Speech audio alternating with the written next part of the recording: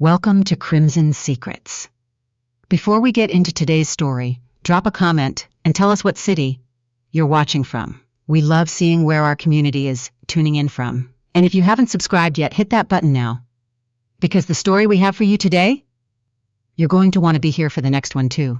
Now, let's talk about a woman who sat at a dinner table, watched the woman sleeping with her husband walk through the door wearing her dead mother's bracelet, and didn't spill a single drop of her wine.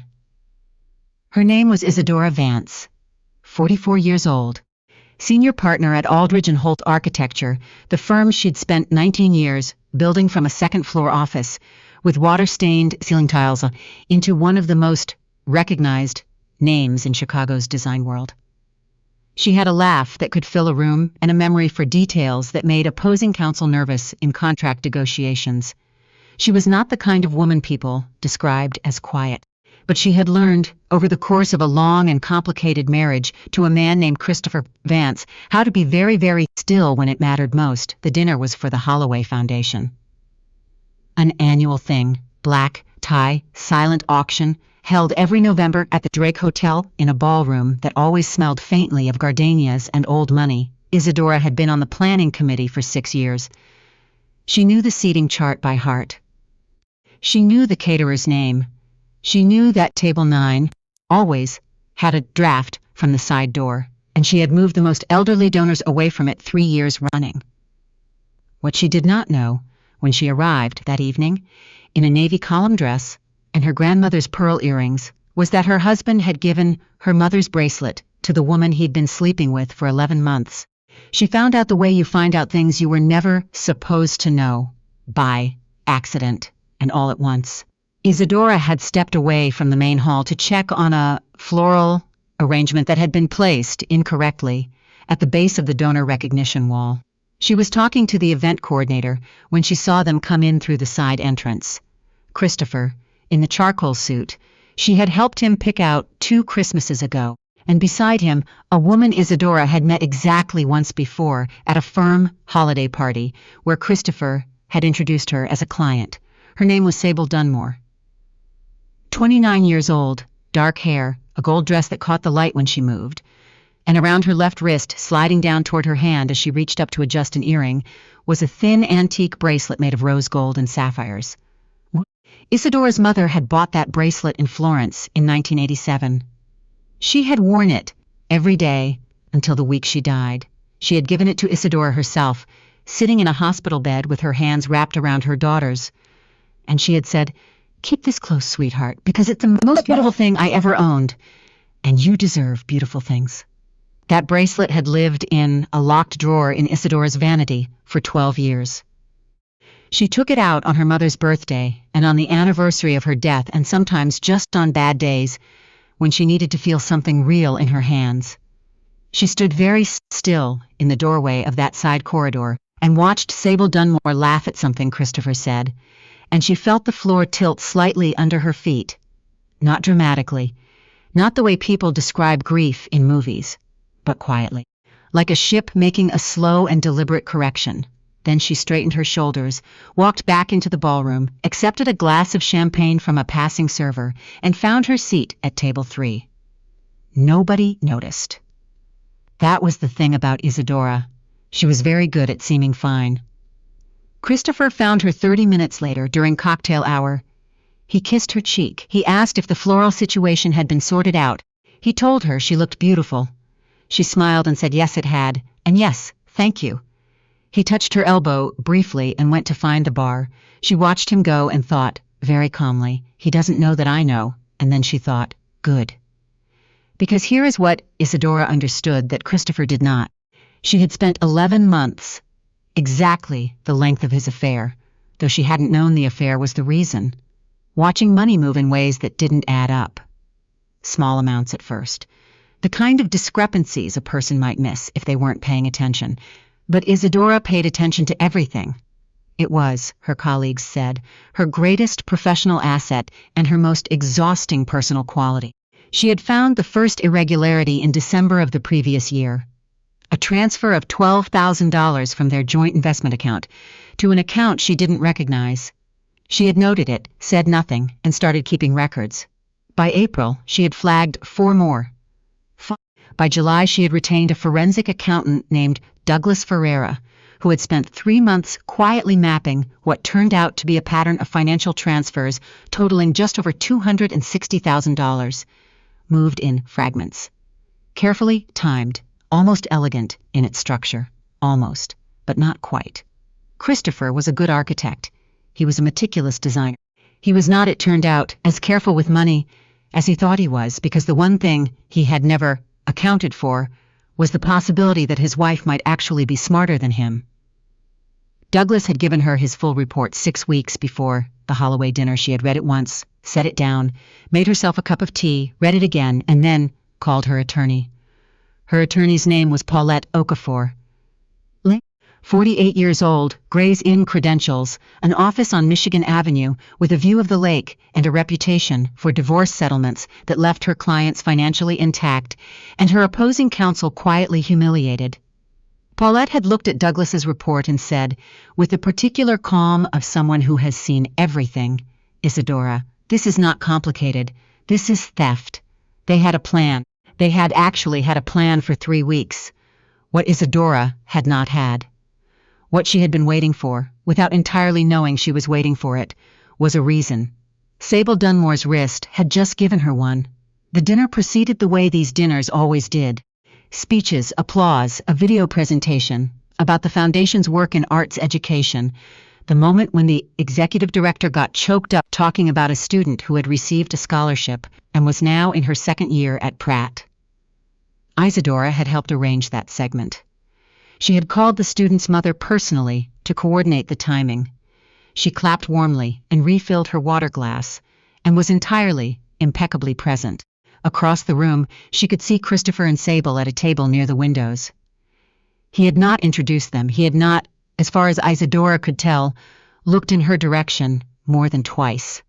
She understood this, too. He had probably told himself a story about how he had the situation handled, how Isadora didn't suspect anything, how he had been careful enough.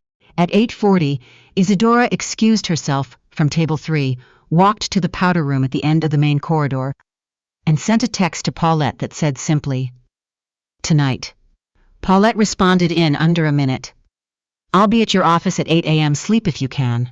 Isadora put her phone back in her clutch, looked at herself in the mirror for a moment, fixed a piece of hair that had come lightly loose, and walked back out into the ballroom. The silent auction closed at 9. Isadora had bid on 3 items. She won 2 of them, a weekend at a vineyard in Sonoma that she had already decided to take with her sister, and a hand-thrown ceramic piece by an artist she had followed for years. She filled out her information card with her own credit card number the way she always did, because she and Christopher had agreed years ago to keep charitable giving under each of their names separately. The agreement, like most of their agreements, now looked different to her than it had when they made it. At 9:15, Paulette texted again, "Documents are filed. Just so you know." Isadora had not known that was happening tonight. She had thought it was a preliminary step, a preparatory move. She sent back a question mark. Paulette responded, "Trust me, read tomorrow's Tribune." Isadora set her phone down, and for a moment, just a moment, something moved across her face that the people at table 3 might have mistaken for emotion. Then it resolved itself into a very small, very composed smile, and she turned back to the conversation she'd been having about the structural renovation of a South Loop building. And she was fine again. She was so fine. At 9:45, during the cocktail reception that followed the formal dinner, something happened that Isadora had not planned for, because she had not orchestrated it.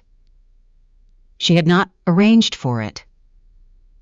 It happened on its own, the way certain things do when the universe decides it's had enough of a particular situation. She was standing near the donor recognition wall with one of the Foundation's board members, a retired judge named Henry Beaumont, when Sable Dunmore approached the same display case where the silent auction winners were posted. Sable was looking for her name, apparently. She had bid on something. The weekend trip to the Berkshires. And in leaning forward to read the small print, the gold dress caught the overhead light in a way that illuminated her wrist very clearly. Henry Beaumont saw it first.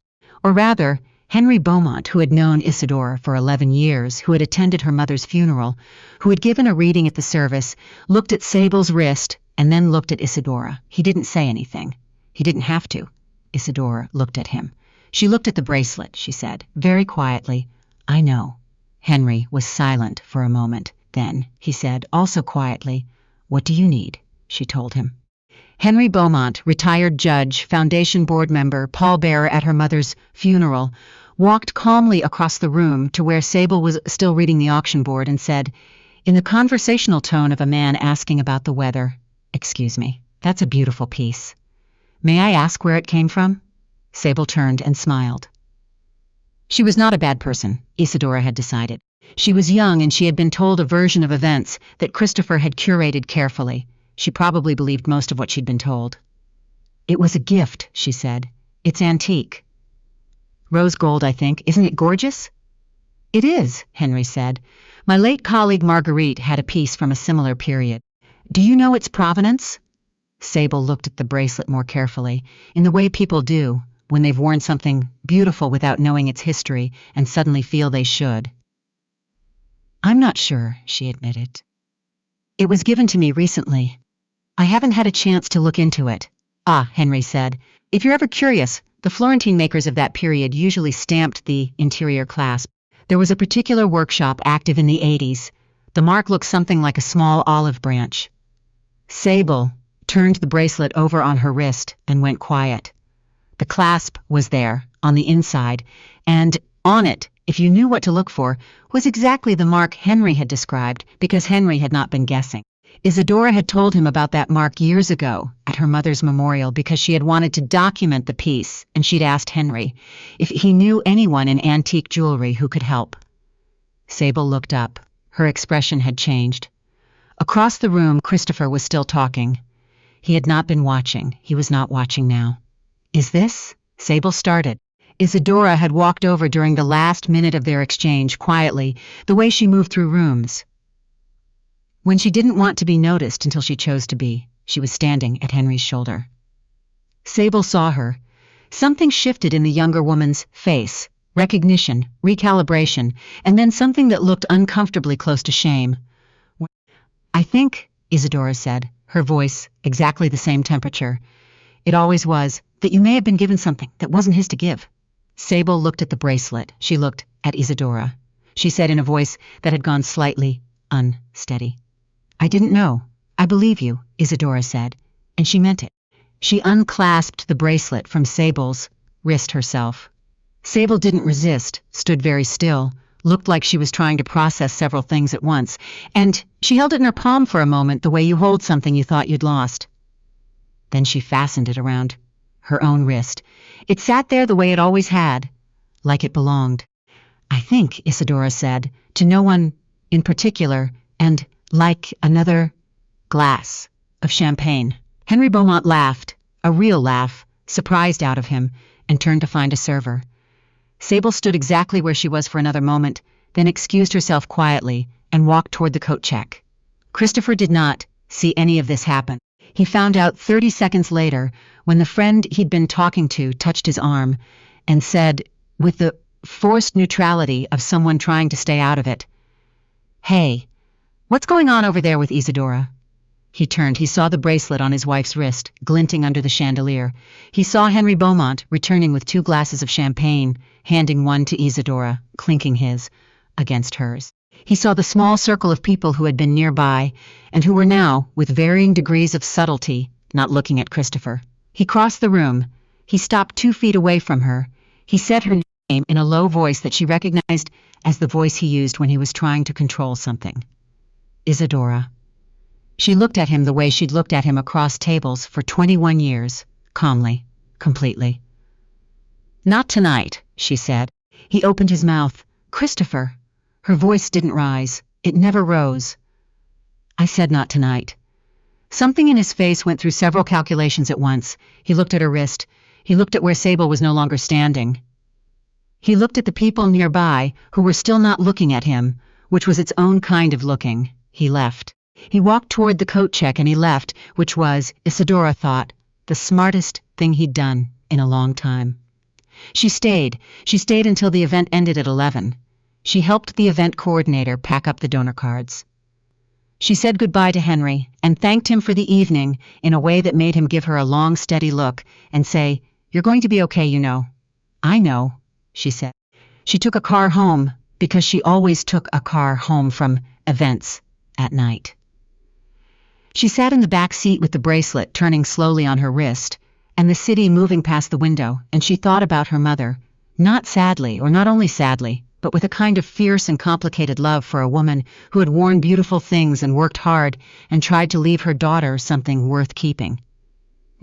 She thought about 11 months of transfers, $260,000 moved in careful increments by a man who had decided somewhere along the way that she wouldn't notice, that she was busy, that she was distracted, that she was the kind of woman who didn't look too closely at the accounts because she trusted him. He had been right about the trust. He had been catastrophically wrong about the not looking. She was home by 11:30. She set her clutch on the kitchen counter and poured herself a glass of water and sat at the kitchen table for a while, in the quiet of the house. The house she owned, it turned out slightly more of than Christopher did, due to a technicality in the original deed that Paulette had found 4 weeks ago and marked with a small yellow tab. At 12:15 a.m., she went upstairs, took off the navy dress, put the bracelet back in its velvet pouch, and slept for 7 hours. At 8:03 a.m., Paulette Okafor walked into Isadora's office at Aldridge and Holt, set a copy of the Morning Tribune on her desk, and sat down across from her. The story was on page 6 of the business section. It was not a large story. It was 8 paragraphs, clean and factual, sourced to financial court records that were now, as of yesterday, evening public. It described a pattern of irregular transfers from the accounts of Vance Design Studio, Christopher's small but well-regarded residential firm, into a holdings identified as belonging to one Christopher Vance personally. The story described the transfers as under review by the Illinois Attorney General's office, and noted that the investigation had been initiated by an external financial audit filed the previous month. The external financial audit that Isadora had commissioned from Douglas Ferreira. Paulette tapped the page. His attorney called at 6 this morning. Christopher is requesting a meeting. No, he'd like to discuss the accounts. No, he says he can explain. Paulette, Isadora looked up from the article. Tell him the next conversation we have will be with both legal teams present. Tell him that until then I am not available. Paulette smiled, not a large smile, but genuine. Already done. I just wanted you to confirm. She confirmed it. She set the paper to one side, pulled up the plans for a mixed-use development she'd been consulting on in River North, and spent the next 3 hours doing the work she was very good at. At noon, she walked down to the restaurant 2 blocks from her office, the one where she always ordered the same thing, a grilled salmon salad, and where the hostess knew her name. And she ate lunch alone with the Tribune folded next to her water glass, and she felt something she hadn't expected. Not triumph, not quite relief.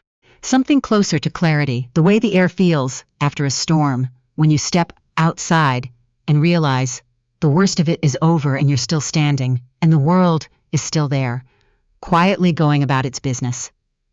The bracelet was back in its pouch, in her desk drawer, which she had locked. She had decided she would take it to a proper jeweler next week, a woman she knew who specialized in estate pieces, and have it properly documented. Provenance, history, materials, maker's mark. She would know exactly what she had. She would know its whole story. That evening, she called her sister in Portland and talked for 2 hours. Her sister cried a little. Isadora didn't.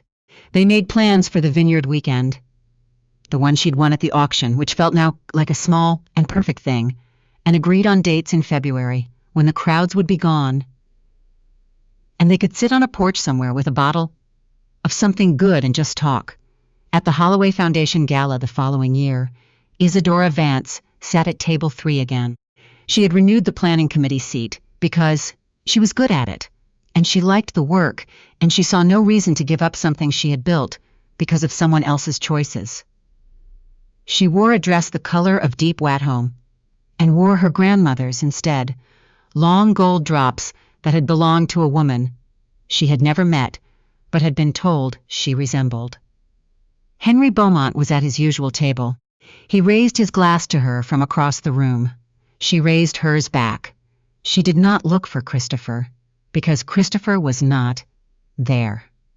The case had settled 8 months earlier in a conference room on the 14th floor of Paulette's building. He had returned to the accounts what the forensic audit identified